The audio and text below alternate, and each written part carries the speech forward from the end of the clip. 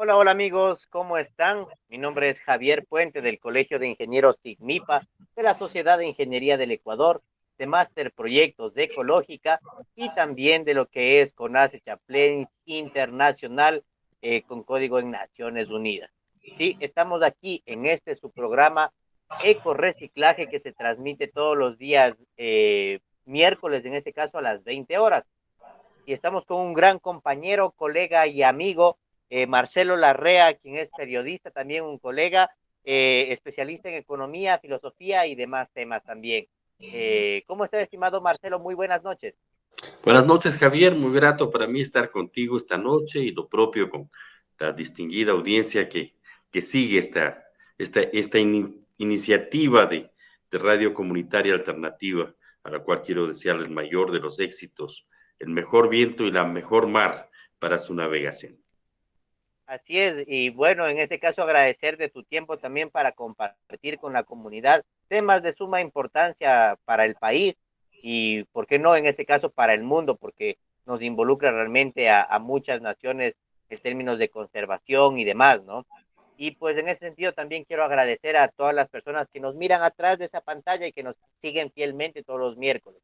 Y a todas las radios aliadas que nos retransmiten, como es la Radio Voces Milano en Italia, la Radio Ayahuasca en España, a todos los países de la Comunidad del Sur les enviamos un gran abrazo.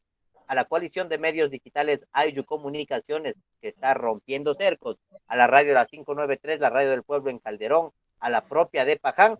Bueno, en ese sentido, queremos también empezar este programa mencionando que es muy importante siempre dar a conocer temáticas de medio ambiente, de sostenibilidad, y para eso estamos aquí. Estimado Marcelo, quisiéramos conocer un poquito acerca de tu trayectoria para que la audiencia también pueda conocerte un poquito más a profundidad. Bueno, es una historia larga, ¿no? Ya tengo algunos años. Ya digo que a cumplir los 18 años. Y ha habido una intensa lucha a lo largo de esta vida, ¿no? He elaborado en varios ámbitos. Empecé mi vida como periodista muy jovencito, en la década del 70, fines de la década del 70. Dirigía la revista dominical del Diario Expreso de Guayaquil. Era redactor especial de la revista Vistazo, de la revista Hogar, de la revista Nueva, que se editaba en el Ecuador en esos años. Y ahí hubo una lucha muy fuerte para exponer la crisis política en la que se debatía el país y contribuir al fin de la dictadura militar y a la construcción de un proceso democrático, que era el gran desafío que teníamos en la década del 80, en la década del 70. Este proceso generó la victoria del presidente Roldós y luego el asesinato del presidente Roldós. Al respecto, hay un libro precisamente escrito por Jaime Galarza Zavala, el destacado poeta ecuatoriano y escritor ecuatoriano, ensayista ecuatoriano, que acaba de fallecer hace pocos días, que da cuenta del asesinato del presidente Roldós, un asesinato que ya 43 años después permanece en impunidad. ¿Cuáles fueron los móviles de ese crimen? son evidentes. La economía del país sufrió un viraje histórico de una gran profundidad.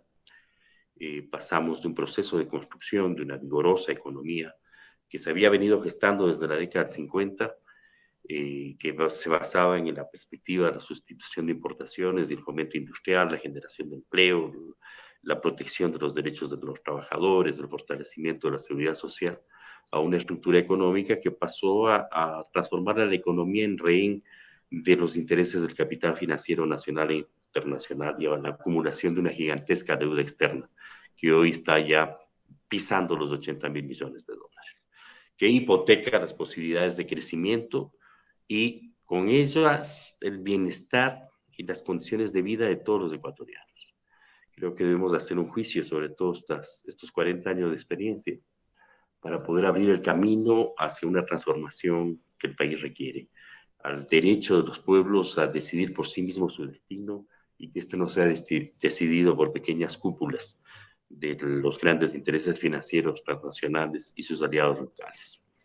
Entonces hice un trabajo periodístico importante en ese periodo y por eso mi definición siempre es más como periodista que en otros ámbitos. Fui durante varios años profesor de la Facultad de Ciencias Económicas de la Universidad Central. He ejercido la cátedra en la Universidad Ecuatoriana y eventualmente como profesor invitado en varias universidades del exterior. He estudiado en Ecuador, en Venezuela, en Inglaterra. Fui candidato a presidente de la República en el año 2006. Fui presidente de la Federación Nacional de Periodistas la década pasada, de la Federación Nacional de Periodistas del Ecuador. Fui directivo del Instituto Ecuatoriano de Seguridad Social en la década crítica del 90, cuando tuvimos que enfrentar la pretensión de privatizar la seguridad social. Entonces, de una manera similar a la que ahora se pretende, establecer un conjunto de reformas para lesionar los derechos de los jubilados y de los afiliados, naturalmente, porque al modificar los términos de jubilación, los años de aportes, el valor de la jubilación, lo que están haciendo es atentando contra todos los derechos de todos los afiliados. En lugar de dar un paso hacia adelante, lo que hacen es permanentemente dar un paso hacia atrás. Y nuestro Instituto Ecuatoriano de Seguridad Social es heredero de una revolución que ocurrió en este país hace ya casi 100 años, la Revolución Juliana de 1925, que es una de las revoluciones más profundas de la historia de América Latina. Creó la seguridad social como un instrumento fundamental de política social, por una parte, pero también de política financiera. El banco más grande del Ecuador es de largo el BIES. Si no fuese por el Instituto Ecuatoriano de Seguridad Social, nuestra sociedad viviría enguerrillada y en conflictos violentos. Habría vivido todas las décadas del siglo pasado. La seguridad social hizo posible, con el crédito hipotecario, que nuestros abuelos, nuestros padres puedan construir sus casas. Hizo posible el derecho a un seguro previsional que nunca dejó de pagar pensiones, incluso en los momentos más oscuros de la gestión económico-financiera del país, como el que condujo a la eliminación del Sucre y a la dolarización y a una devaluación gigantesca de Sucre que fue orquestada como una trampa del sistema financiero local, ¿no? Pasamos de una tasa de cambio fija que oscilaba alrededor de los 25 sucres por dólar a 25.000 sucres por dólar en solo 20 años. Se devaluó el sucre en un 99.9%. Esa barbaridad nunca se pagó al IES del diferencial cambiario, ¿no? De manera que se perjudicó al IES en tanto quienes han manejado y han manipulado el sistema financiero del país acumularon grandes beneficios. Hay una serie de distorsiones que nos ha tocado vivir en nuestra generación. Participé también en la fase, en las luchas originales que a fines de la década 70 generaron lo que posteriormente va a ser la CONAIE, que se fundó en la década del 80. Una relación muy estrecha de amistad, de compañerismo, de militancia en las causas de los pueblos indígenas con Miguel Tancamacho, el primer presidente de la CONAIE, y participé también en la insurrección del 21 de enero del año 2000, que me correspondió presidir la Comisión Política del Parlamento Nacional de los Pueblos. Bueno, hay un montón de cosas que he hecho. Soy autor de varios libros, algunos publicados, entre ellos Hablar a través del tiempo, que es un hermoso libro periodístico que se refiere a un caso de macartismo en el periodo del presidente Reagan en Estados Unidos. Es un Ya, libro que fue editado por iniciativa de Gabriel García Márquez, por la Fundación del Nuevo Cine Latinoamericano que creó García Márquez, en homenaje a uno de los escritores y críticos literarios de América Latina más destacados, que fue Ángel Rama, un escritor ya, uruguayo y crítico literario uruguayo, que jugó un papel fundamental en todo lo que fue el desarrollo, la formación y el desarrollo del boom literario latinoamericano. Ese libro, si bien aparece como de mi autoría, es un libro en realidad en el que participan, entre otros, grandes escritores. Yo no soy el gran escritor naturalmente, pero fui parte del grupo de escritores latinoamericanos que defendimos a Ángel Rama de la persecución de Ronald Reagan en Estados Unidos en los inicios de la década 80. ujú, Lo que ocurrió es que él estaba trabajando en Estados Unidos como profesor de la Universidad de Maryland y Reagan ordenó su expulsión de Estados Unidos en un acto de macartismo en el cual el gobierno de Estados Unidos pretendía bloquear el diálogo de la cultura latinoamericana y la cultura estadounidense en realidad y de sus claro, literaturas. Esto generó un movimiento en defensa de Ángel Rama en el que participamos contribuyendo, escribiendo artículos para la prensa nacional e internacional en distintos países, varios escritores, entre ellos García Márquez, Julio Cortázar, Charles Baker, Mario Benedetti. Y este libro recoge, es una síntesis de esta batalla. Es un libro muy ya, interesante, es periodístico, no es un libro que va más allá del tema periodístico, pero que permite ver el significado de esta lucha contra el macartismo. Es un libro que está agotado, lamentablemente, se, se ha difundido en varios países.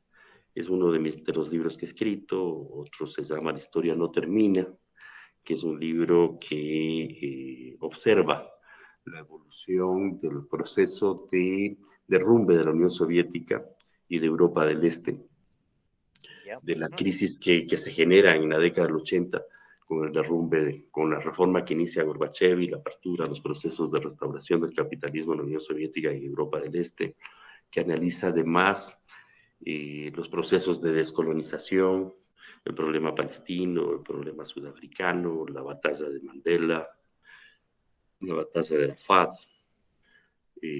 la crisis en América Latina, naturalmente.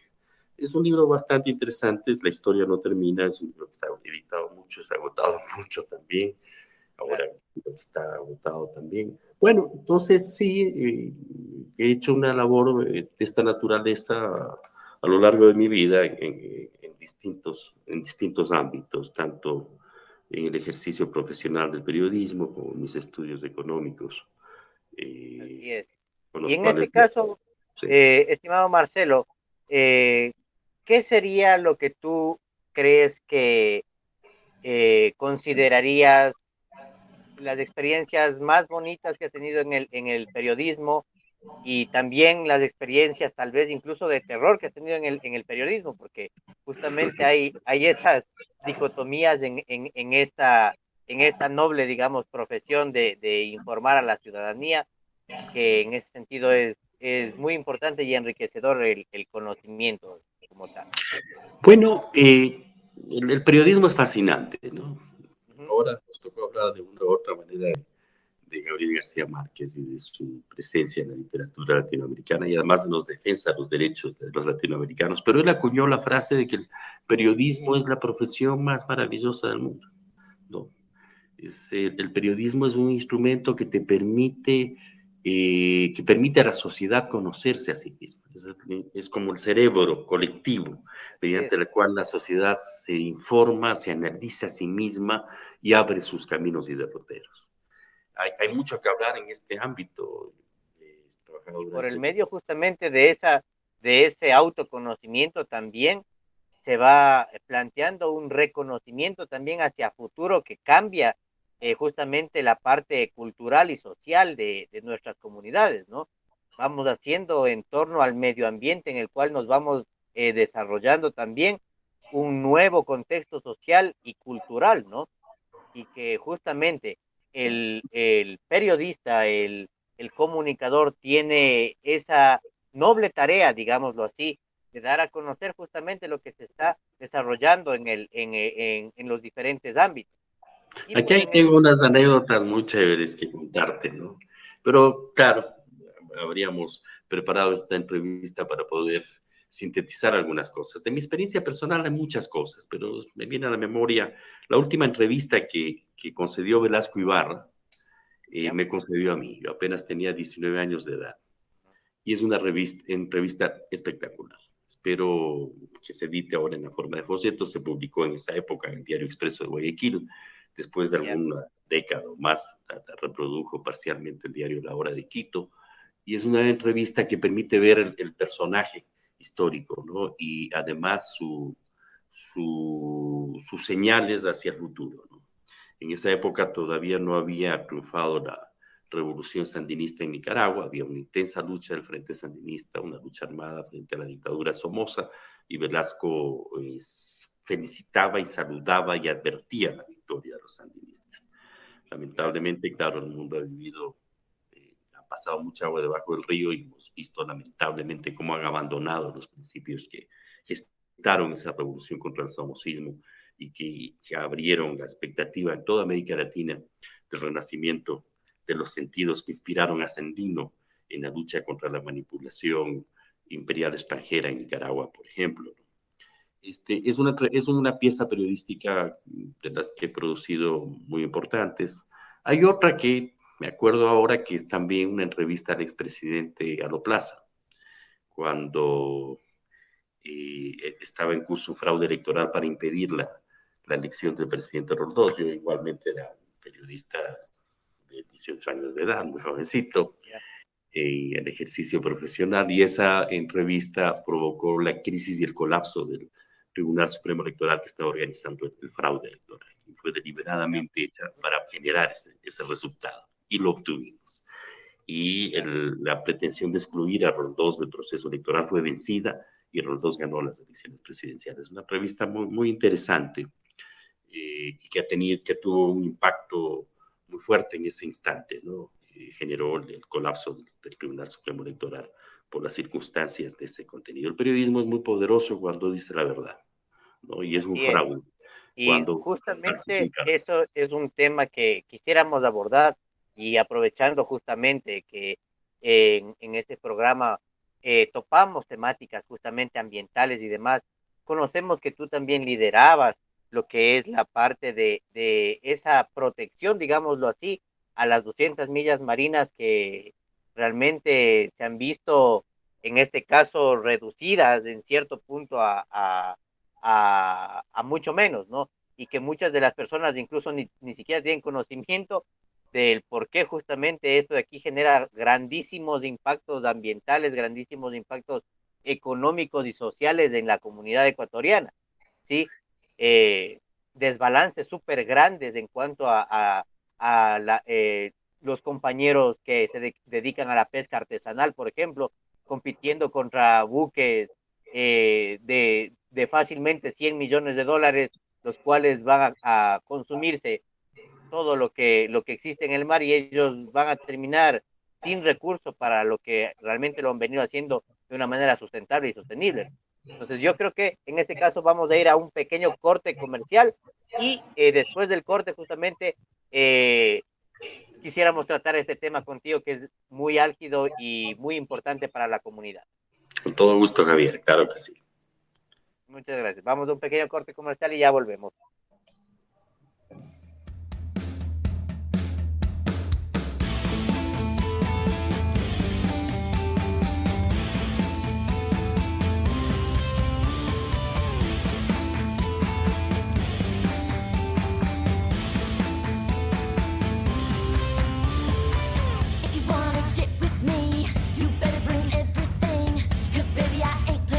Chew you up and spit you out. What's a girl got to do?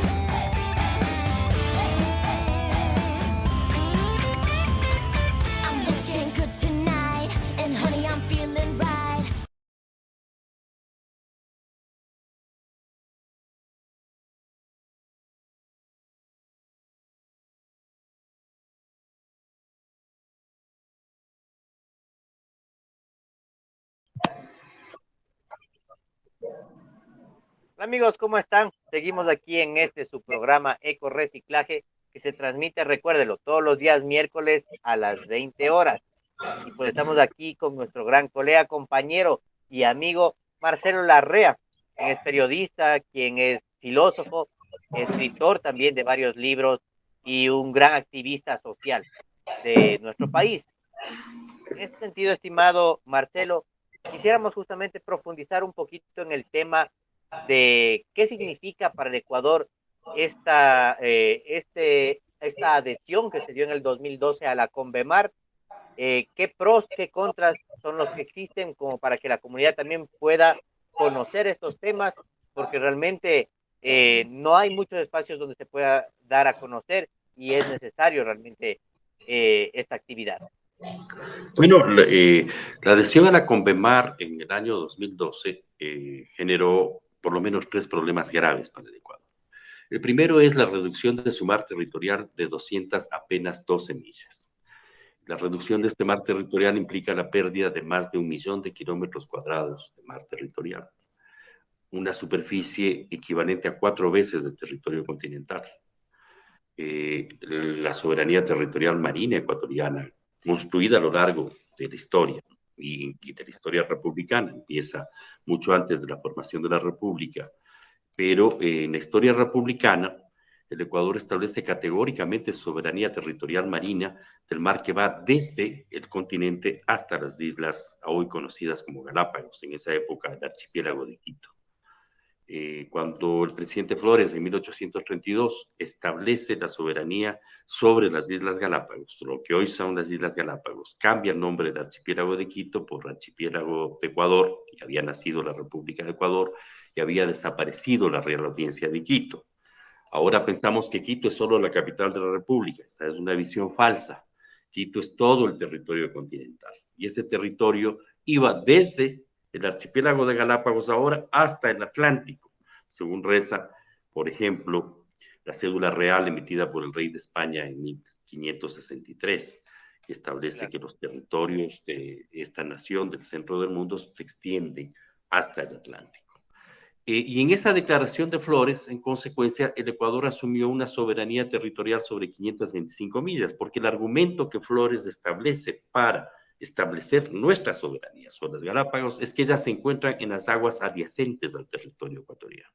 Por lo tanto, el Ecuador, propietario de esas aguas, es propietario legítimo y soberano del archipiélago. La disputa por la soberanía de nuestro archipiélago es una disputa que tiene raíces muy profundas y ojalá en algún momento podamos conversarlas más detenidamente, pero en el siglo XX el Ecuador firma la Declaración de Santiago, conocida también como Tratado del Pacífico en 1952, con Chile y con Perú, y los tres países establecen una legislación pionera en el derecho internacional del mar, declarando su soberanía territorial sobre 200 millas de mar continental e insular, lo cual implica que el Ecuador tiene 200 millas alrededor de Galápagos y 200 millas en el En el territorio continente. continental. Esta declaración fue seguida de lo que se conoce como la Guerra del Atún. El Ecuador, en ejercicio de esa soberanía, en la década del 60, detuvo 154 buques pesqueros estadounidenses pescando ilegalmente en sus aguas territoriales. Esa guerra del atún se extendió entre 1963 y 1971 y estableció además normas expresas en el Código Civil que garantizan la soberanía plena del Ecuador sobre las aguas, sobre los fondos marinos, sobre las plataformas submarinas, sobre los zócalos submarinos, sobre el espacio aéreo, sobre los recursos espaciales, en una legislación muy precisa y muy clara, que permitió al gobierno, precisamente del presidente Blas Ibarra en 1971, aislar a Estados Unidos y ganar la guerra de Atlántico. Ecuador ganó una guerra a Estados Unidos. No es un país de aperro como pensamos nosotros o como pretenden hacernos pensar. Es el único país de América Latina que ha ganado una guerra a Estados Unidos. Era una guerra de verdad, no era cualquier cosa. De tener 154 buques de la potencia bélica más importante del mundo, no es una cosa de segundo orden. Y haberle derrotado diplomáticamente, cuando es tomar cercado por la Marina estadounidense, y haberla aislado en la OEA y haberlo obligado a pagar las indemnizaciones para liberar los buques, fue una victoria histórica del Ecuador que no puede borrarse de la memoria ni de la Marina, ni de las Fuerzas Armadas, ni de la población ecuatoriana. Pero que en el año 2012, por un arte de Billy Birloque, el Ecuador renuncia al adherirse a la CONVEMAR a toda esta historia y permite que su mar se reduzca a apenas 12 millas. Yo fui invitado a participar en la Comisión General, el día del debate en la Asamblea Nacional, sobre el tema de la adhesión a la CONVEMAR, invitado por lo que en ese momento era la Coordinadora Plurinacional por la Unidad de las Izquierdas, y en particular por el asambleísta Jorge Escala.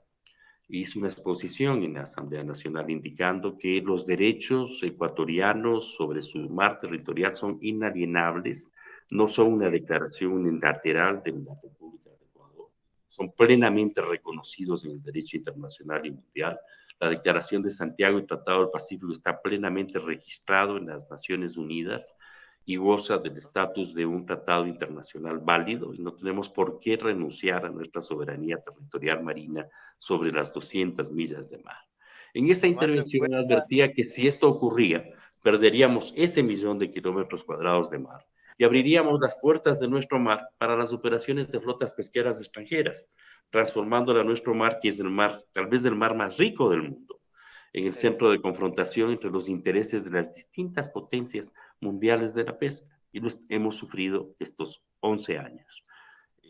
La prensa internacional felizmente ha denunciado que flotas pesqueras extranjeras se llevan el 99% de la pesca ecuatoriana.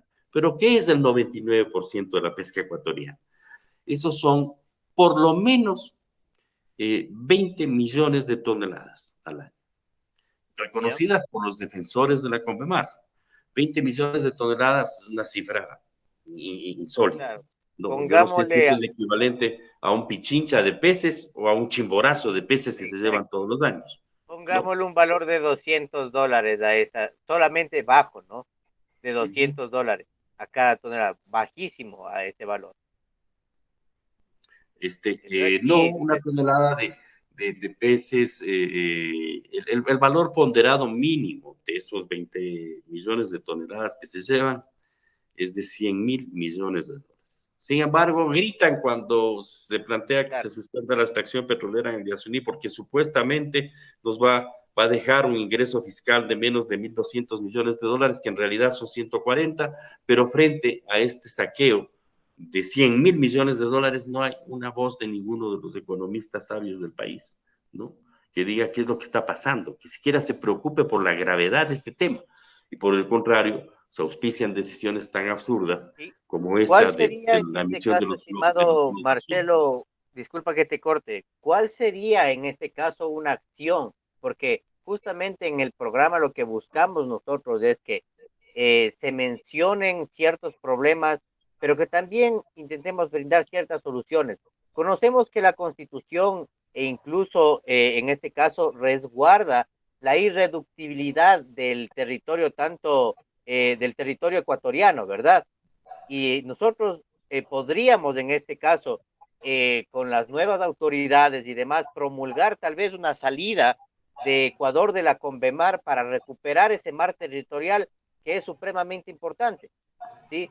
Y que en este caso se ha visto reducido y empobrecido, porque justamente los principales En este caso, los principales afectados son todos los 18 millones de ecuatorianos que vivimos en este lugar y principalmente esos pesqueros de familias humildes, de familias pobres que salen con recursos muy limitados a competirle a un buque como decíamos, de 100 millones de dólares en valoración con una lancha de 5.000 dólares y que tiene un préstamo justamente con el BIES del que hablábamos para pagarla, ¿no?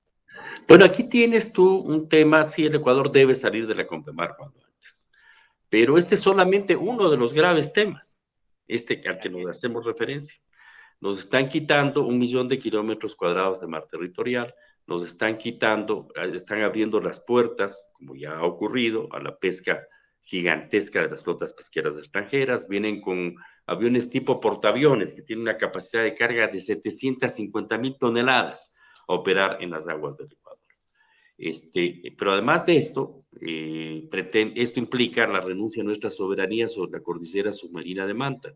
Galápagos es una formación geológica que constituye esta cordillera, que es una cordillera posterior a la formación del continente americano, sudamericano, porque en realidad América es Sudamérica y luego se crece una parte del desprendimiento de Asia se incorpora como Norteamérica. Pero esa cordillera submarina es tal vez la formación geológica más rica del planeta. Y eso también está en riesgo, eso también lo estamos perdiendo.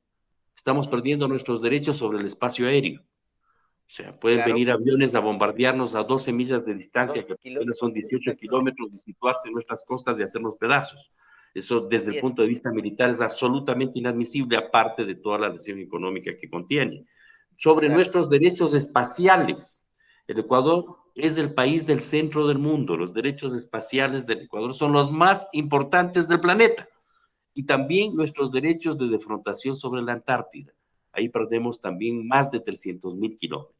Pero aparte de estas pérdidas, por la reducción de nuestro mar territorial de 200 a 12 millas, hay dos problemas graves colaterales. El uno es que la CONMEMAR no reconoce la existencia de estados a la vez continentales y archipelágicos, de manera que el Ecuador de entrada no tenía jamás que haberse metido en la CONMEMAR, porque el Ecuador es Claro, una república continental y archipelágica así es. y puede adherirse ya sea como archipiélago o como continente. En cualquiera de los dos casos se desconoce a una parte de la república. Es como decir, Javier Claro, es un hombre, pero no tiene piernas ni brazos, ni cabeza, claro, solamente el tronco constituye, ¿no? Lo cual así es es. un absurdo y por lo tanto ese acto de traición a la patria que fue la adhesión a la CONMEMAR debe ser condenado por toda la población ecuatoriana y el Ecuador debe salir cuanto antes de este tema. El tercer tema es el que tiene que ver precisamente con la pesca, porque la CONVEMAR establece una legislación sobre lo que ellos llaman las especies transzonales, pero de la misma manera que un ecuatoriano que nace en el Ecuador es ecuatoriano, aunque transite por Europa, por África, por China, por donde le dé la gana, no deja de ser ecuatoriano. Lo mismo pasa con las ballenas que nacen en el Ecuador, con los tiburones que nacen en el Ecuador, con los peces que Claro, nacen en el Ecuador, con los calamares que nacen en el Ecuador. El hecho de que salgan de la línea de las 12 millas no quiere decir que ya se han transformado en chinos, en japoneses o en cualquier otra nacionalidad del barco que les pesque. Eso parece completamente de sentido. Es precisamente la formación geológica y el ecosistema de nuestro mar el que permite esa enorme diversidad de especies que se ujú, manifiestan en la riqueza de las Islas Galápagos. Yo digo que las Galápagos son el Yasuní de los mares del mundo y el Yasuní son las Galápagos de las selvas del mundo. ¿No? Pero ya, estos son los problemas fundamentales, por lo cual es importantísimo que desarrollemos una comprensión consciente de este tema y nos unamos todos los ecuatorianos. Esta no es una tesis de uno o de otro tendencia política, es una tesis que apela a la ecuatorianidad. Todos quienes amamos al Ecuador debemos exigir al próximo gobierno que denuncie la CONVEMAR y que saque al Ecuador de la CONVEMAR y restituya plenamente sus derechos marinos y archipelágicos. Además, con consecuencias graves colaterales. El desastre que estamos viviendo con el enseñoreamiento del narcotráfico en el país tiene que ver también con la adhesión a la CONVEMAR, que nuestra ujú, Marina dejó de ejercer el control de nuestro mar y el mar del Ecuador, que es el mar del centro del mundo también, aunque parece que todavía no hay ecuatorianos que no entienden que Quito significa centro del mundo y que el mar de Quito es el mar del centro del mundo y que desde el mar del centro del mundo es muy fácil navegar en los mares y que esa circunstancia específica, el abandono de nuestra soberanía territorial marina, habilitó para que el Ecuador se transforme en el principal exportador de droga del mundo y que tengamos que sufrir todas las consecuencias que estamos sufriendo. Estratégicamente, supremamente viable llegar desde la parte donde se producen las materias primas, llegar a los principales y potenciales consumidores. Es un punto estratégico, digámoslo así, y en ese sentido sí, se ha convertido en eso porque ya no tenemos, digamos, la posibilidad de resguardar correctamente, si estamos hablando de que ya solamente nos pertenecen 12 millas marinas, eh, nuestra Marina ecuatoriana no puede hacer y llegar a resguardar las 200 que anteriormente se estaba dejando un campo abierto justamente para la proliferación de actividades ilegales, ¿no? Y cuando no existe control, y a esto quiero yo justamente ahondar y ser muy técnico en las cosas, ¿sí? Por ejemplo, todas las cosas que nosotros sacamos de términos de tecnología y demás, vienen de procesos extractivos. La parte de constructiva de hospitales, de lo que son carreteras, de lo que son, por ejemplo, escuelas, ¿sí? En todas las partes del mundo, no solo del Ecuador, vienen de procesos extractivos. Estos procesos extractivos deben ser controlados, no demonizados, controlados y vistos de una forma en la cual existen procesos y tecnologías que permiten realmente un aprovechamiento adecuado de los recursos. Algo que se ha tergiversado mucho y en este caso incluso se ha ventilado a diestra y siniestra es un concepto denominado economía circular, que realmente ahora a todo le denominan economía circular. Eso no se llamaba así. El concepto nace como química verde por un científico ecuatoriano que trabajó en muy altas esferas científicas a nivel mundial, ¿sí? Después se congrega justamente la parte de economía circular como un concepto que se adueña el Pacto Global de Naciones Unidas para darle un realce real. Y ahora a cualquier cosa le llaman economía circular, ¿sí? Y no es así. Hay que optimizar procesos, optimizar tecnologías para que realmente vivamos en un ambiente donde podamos trabajar simbióticamente y trabajar de una manera, en este caso, armónica con la naturaleza y la sociedad y la comunidad en la que vivimos, porque no podemos taparnos los ojos y decir simple y llanamente, ¿saben qué? De hoy día para mañana voy a dejar de que en todo el mundo se deje de producir automóviles. Falso, es imposible, ¿ya? Si es que me dicen, por ejemplo, vamos a pasar al términos eléctricos. Ok, ¿saben de dónde salen las baterías? ¿De dónde se hacen la fibra de carbono y las otras cosas que son las partes materiales y de los repuestos de las cosas?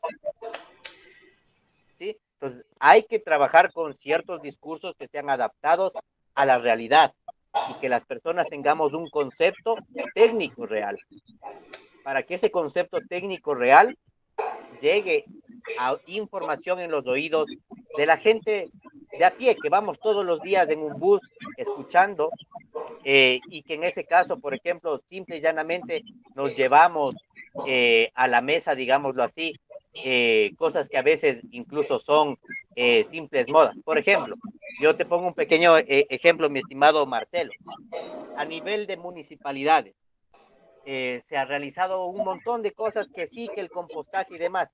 No sé si tú sabías, por ejemplo, que el compostaje, estimado Marcelo, no es ni por lo mínimo una de las tecnologías óptimas para manejar los residuos orgánicos. Es 47 veces menos eficiente ambientalmente que una tecnología anaeróbica y que una tecnología por ejemplo, de hidrólisis, ¿sí? 47 veces menor. Y en términos de rentabilidad, 15 veces menor. ¿Pero qué? Llegan, nos venden tecnología obsoleta y después nos revenden tecnología que ya existía incluso aquí mismo, ¿ya? Entonces, estamos acostumbrados a dar soluciones parche a problemas que no son sencillos. Entonces, justamente en este programa yo creo que lo importante y lo primordial sería saber que sí, no todo lo que viene del extranjero es bueno. A pesar de que Convemar pertenece a Naciones Unidas y demás, es algo que no le corresponde y no le conviene al Ecuador porque ha mermado los derechos de todos los 18 millones de ecuatorianos que vivimos y que en este caso tratamos de resguardar un bien común. Y yo creo que realmente debemos estar muy atentos para que las próximas autoridades tomen cartas en el asunto e impulsar la iniciativa de la salida de la Convemar, que realmente le afecta no solamente en la parte social, incluso económica, porque date cuenta, son millones de dólares que literalmente se están robando.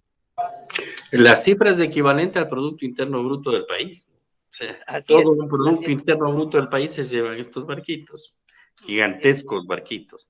Aparte de las consecuencias de la gravísima lesión económica, se unen las consecuencias de la lesión al ecosistema marino, a la fauna y a la flora marina, que ya se están empezando a manifestar, no solamente en el mar del Ecuador, sino en otros mares. Los pescadores artesanales están siendo víctimas de lo que juristas latinoamericanos califican como un genocidio de los pescadores artesanales ecuatorianos. Uh -huh. Primero porque la magnitud de la pesca se ha reducido en muchos casos al 10%, incluso al 5%. Hace unos meses estuve en la provincia de Manabí en una reunión con pescadores para tratar estos temas y nos tocó ver que uno de los pescadores presentó el testimonio de que él había hecho su faena de pesca de varias horas y pescó apenas un camarón. ¿No? La pesca está desapareciendo, están saqueando nuestros mares. Ese saqueo de los mares tiene consecuencias en el ecosistema. Ya en Chile, por ejemplo, aparecieron pingüinos con gripe, ¿no? Claro. Los tiburones están sufriendo una depoblación, gracias a ese decreto también que lanzó el mismo presidente de la época, que legalizó la pesca incidental de tiburones, como si un animal de 3 metros pudiese ser incidentalmente pescado. 3 Claro. metros es más pequeño, ¿no? Hablamos de tiburones que pueden llegar a medir 30 metros. Y la pesca incidental de tiburones abrió las puertas en ese mismo decreto, legalizó la comercialización, el aleteo de los tiburones y la comercialización de aletas de tiburón, y esto ha significado la depoblación de los tiburones de nuestro mar. ¿Cuál Así es es. la gravedad de este tema? Que los tiburones son los médicos del mar, ellos controlan los índices de morbilidad marina.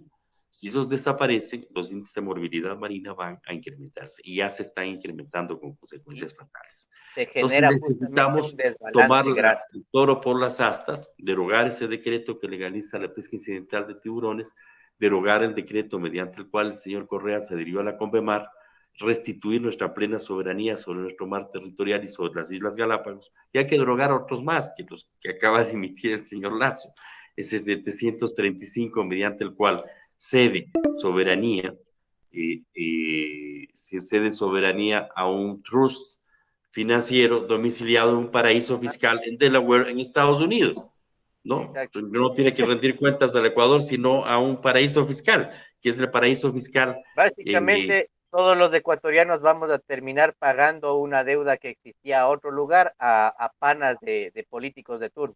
Eso es lo que está sucediendo. O sea, Es muy en grave ese términos tema de los criollos bonos es de así, azul. de Y sencillo. Ya, o sea, a mí me gusta decir las cosas como son. Básicamente fue una jugada financiera así de grande, digámoslo así. Dijeron, a ver, vamos a hacer un canje entre comillas, ok, vamos ahora a pasar esto de aquí, pero todos los ecuatorianos con nuestros impuestos vamos a tener que pagar, no la cantidad grande, pero ahora vamos a pagar a un X fondo en un FID, en un fideicomiso internacional con manejo privado a los panas de los manes, porque ellos van a estar a cargo de los fondos. bueno, ahí ya la denuncia de que el operador de ese trust financiero es el mismo operador de las labores del señor Lazo en los paraísos fiscales. Claro, exactamente. Y además, Estimado claro, la tal Marcelo, reducción de la deuda es una gran mentira, así porque es, los papeles de la deuda externa con riesgo país de 2.000 puntos están muy por debajo del 40% que se pagó por esos papeles. ¿No? así es. No, o sea, nadie ha visto los bonos azules, nadie sabe cuál es su contenido ni para qué son, no cumplen ninguna de las normas internacionales para la emisión de bonos verdes ni de bonos azules, es un gran fraude, es una falacia. Y Así ya, es, es hora de que nos pongamos de pie y pongamos punto final a las falacias con las que saquean nuestro país y destruyen así nuestra es, soberanía, y destruyen nuestros ecosistemas, y destruyen nuestra economía, y el derecho de todos los 18 millones de ecuatorianos a vivir con dignidad. así es. Te agradezco, estimado Marcelo, por tu tiempo. Nuevamente quiero agradecer a todas las personas que nos miran atrás de esa pantalla y que nos siguen fielmente en este su programa Eco Reciclaje. Agradecer a las radios aliadas que nos retransmiten. Y en este caso, estimado Marcelo, programa Eco Reciclaje, siempre las puertas estarán abiertas y cuando quieras, esta es tu casa. Muchas Muchas gracias por gracias, tu tiempo. Javier. Muy gentil. Nos vemos el Muy buenas próximo viernes. noches Todas las contigo y personas. con todos quienes nos han estado escuchando. Hasta pronto. Así es. Muchísimas gracias. Hasta luego. Gracias.